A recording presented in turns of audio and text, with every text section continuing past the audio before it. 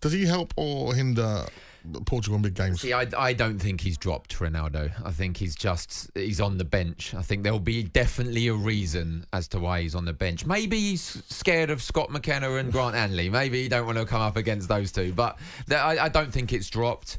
I can't get behind this theory, this notion that Ronaldo holds Portugal back. I just cannot bring myself. Do you know what? This is a guy that's just scored his 900th career goal in a game for Portugal. Only he scores that. We just watched his move there. Yeah. And in the Euros, yes, he didn't play particularly well. But I sat there because I've had a few debates over on talkSPORT 2 about this. You love a debate. And I watched his movement. His movement is second to none. His movement is one of those that you tell your kids to watch. If they're goal scorers, you tell your kids to watch. He sniffs out millimetres to score a goal, and he still has that desire. He still has that hunger to make that move. He just wants to win everything. He wants to win everything. He wants to break every record. And I understand people say, well, it's all about Ronaldo. It's all about Ronaldo.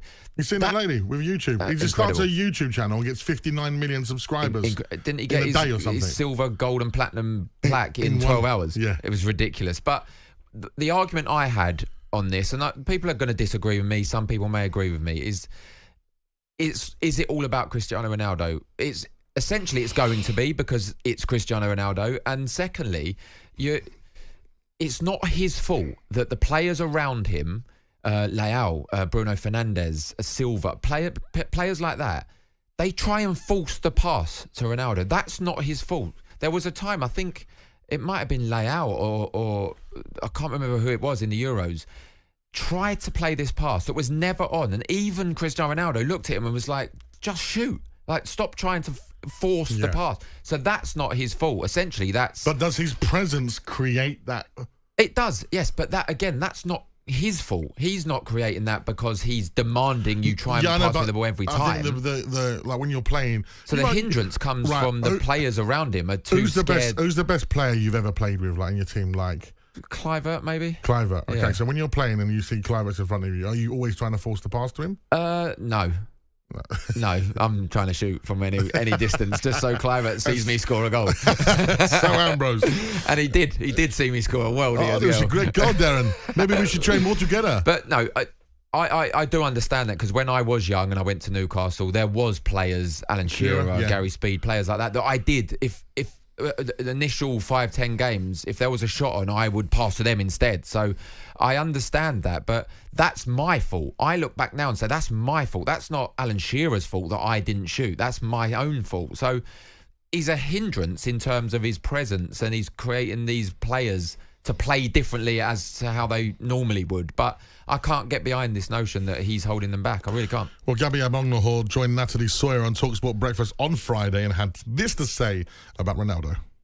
It's got to come to an end at some point, but I do like the fact that he is saying, I'm still in my best prime sort of condition. But I agree what you're saying, but if you watched the Euros... Yeah. And you know, we forget them, he didn't do anything.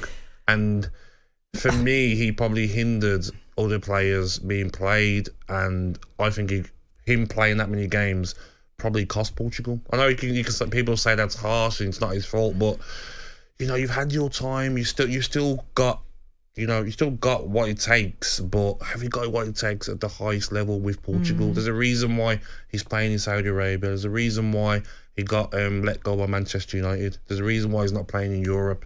I just think Portugal got so many exciting players that were left on the bench during that Euros. Ronaldo, for me, will want to go to the World Cup. He's not just carrying on to play Nations League. No, that's it. The end goal is like retire at the World Cup. But if I'm Martinez, I'm like, it's a Ronaldo show again. He's already said he doesn't want to be a bench player. He said that, didn't he? He says, if I'm in the squad, I want to be a starter. Yeah. So he got that problem. So it's a hard one for the manager because is Ronaldo as big as Portugal? That is Gabby Agbonlahor speaking to Natalie Sawyer. So Gabby disagrees with me. He said he's a hindrance to Portugal. Well, you and Gabby love a little chat over it. So I love Gabby. He's great. Yeah, but I understand what Gabby's saying because I think you get to a position, and the thing is, are we seeing this with Harry Kane with England, right? Because you know, sometimes the teams move on and the way that you play with those players around you changes a little bit. Yeah. Are we, for example, even with Portugal, are they adapting the way they play their football to suit Ronaldo? Are England, for example, who are not going to be able to find Harry Kane running behind the lines like they would if there's Ollie Watkins, are they having to slow down their play to suit other players? Because we're resting on the fact that these people are great players. Yeah. See, I don't think one tournament is enough to disregard these players just yet. Cristiano Ronaldo, rightly so, as Gabby said, didn't really do much in the Euros. Then he comes out the Euros, plays a Nations League game against Croatia. Only he scores that goal. So he could have gone on to score a few. He had a few chances. Good saves, the penalty save that could have kick-started his goal-scoring form in the Euros. Ifs and buts, of course, in that. So, same as Harry Kane, I don't think one Euros is enough yet to say that's him done. I think you need to give them another opportunity. I think both, definitely Cristiano Ronaldo is warranted. He deserves the opportunity to say that was just me off form to a certain degree. That was Portugal off form to a certain degree. And he's already proved since his return against Croatia that he is an out-and-out goal scorer. He will end with over 1,000 goals. Make no mistake about that. He will go to the World Cup with Portugal, barring any injury. That's going to happen. Martinez is not going to drop Cristiano Ronaldo. We know that. So, essentially, Ronaldo is bigger than the Portugal team. And it's down to him when he stops, unfortunately, for them, if for the ones that feel that he isn't the right man anymore. Well, last season he scored, 45 goals in Saudi. Yeah. So those 100 goals he's on track for. But people are saying that, look, it's only Saudi. Kante played in Saudi and was essentially one of the best players in the tournament. So I'm not saying Saudi's an unbelievable league and like you're going to go there and be fantastic players. Ivan Toney's going there. That may be the end of his international career. We've seen as it Bergwijn's gone there. It's the end of his international career by all accounts. Yeah, while he's in charge. Said, yes. So is it a level of the Premier League? No, of course it's not. But it's getting there. And when you've got a forward with the instinct of scoring goals like Cristiano Ronaldo, as long as he's still physically able to play at that level, which he is, we know that, he's going to play. Absolutely. On a bit of a flip to what we're talking about, Ronaldo, is Bruno Fernandes. Because, you know, for Portugal, he is such a good player. But sometimes with Man United, you look at him and think... Yes, I agree. I think... Passenger may be a little bit harsh. Well, I think I'm going on the last performance I saw against Liverpool. Yeah. And he was a passenger. They were all poor. They was all poor, but he was particularly poor. And that's when you want your players to step up, of course. And I think to a certain degree, he is Manchester United's main man. We know that. And what the pressures come with being the main man, the captain of Manchester United.